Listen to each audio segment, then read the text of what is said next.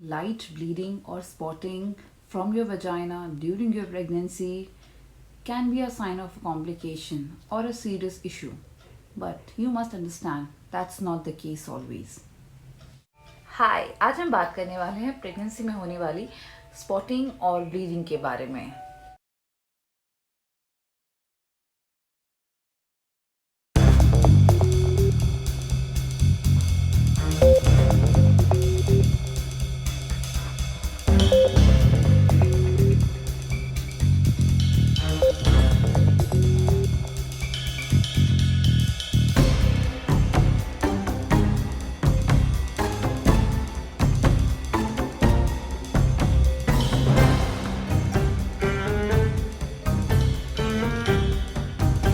Light bleeding or spotting is very common in the first trimester of a pregnancy. You also need to understand कि जो ये spotting और light bleeding है ये आपकी menstrual period से बहुत different है. It could simply be a few drops of blood on your panty or just enough blood to cover your panty line. This spotting can be of whitish pink color, red color or even brown color. और ये आपको कई बार एक दो बार भी हो सकती है थोड़ी थोड़ी स्पॉटिंग, पर समझने वाली बात ये है this is certainly not periods. मतलब इतनी ब्लीडिंग नहीं होगी कि आपको एक्चुअली पैड लगाना पड़े उसको कंट्रोल करने के लिए। हाँ, a few panty liners might help.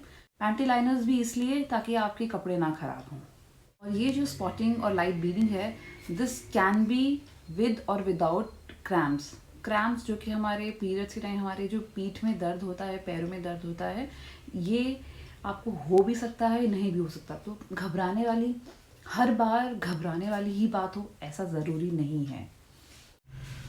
Spotting और bleeding in your first trimester could be because of ectopic pregnancy, molar pregnancy, fibroids, or maybe due to some other infection.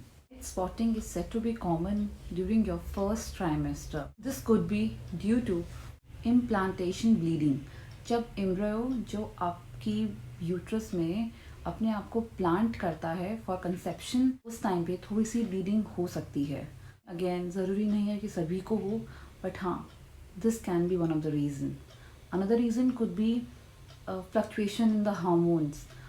आप जब प्रेग्नेंट होते हो ऑल टुगेदर आपकी body में hormones की बहुत ज़्यादा लेवल पर ऊपर नीचे फ्लक्चुएशन चल रही होती है, तो that can cause some amount of bleeding. Vaginal infection can be one of the cause, or at times you might see some amount of blood during your pregnancy after intercourse. Now that you understand that little amount of spotting or light bleeding is common in your first trimester.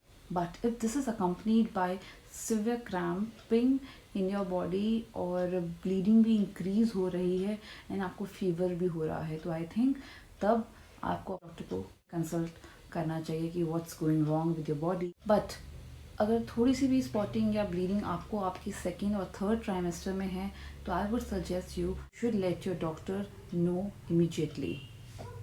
तो bleeding और spotting doctor आपको आपके ultrasound के लिए बोलेगा, या तो वो आपको HCG हार्मोन का टेस्ट कराने के लिए बोलेगा। और अगर देखा जाएगा कि अगर ये हार्मोन्स आपकी बॉडी में इंक्रीज़ हो रहे हैं, these are basically pregnancy hormones, if they are increasing in the interval of 24 to 48 hours, then your pregnancy is completely healthy.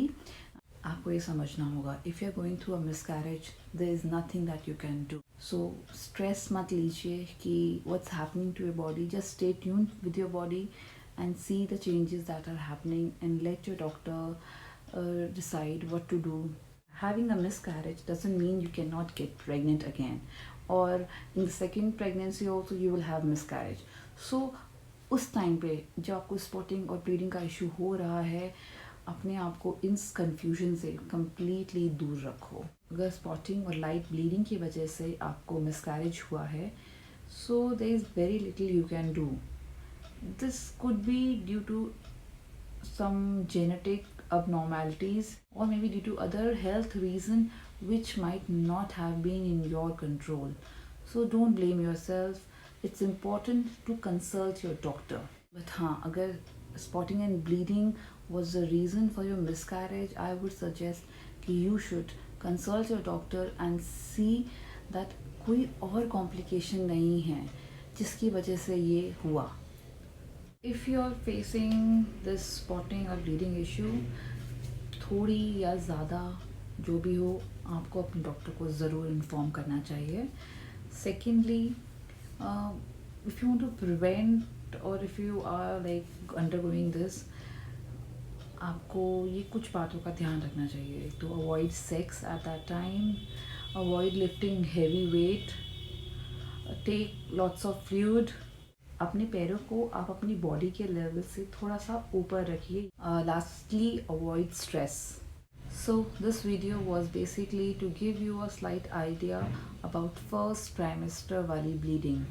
If you found this video to be informative, then do like, share and comment for your suggestions. Thank you. In my next video, I'm going to talk about my experience of spotting in my first trimester of pregnancy.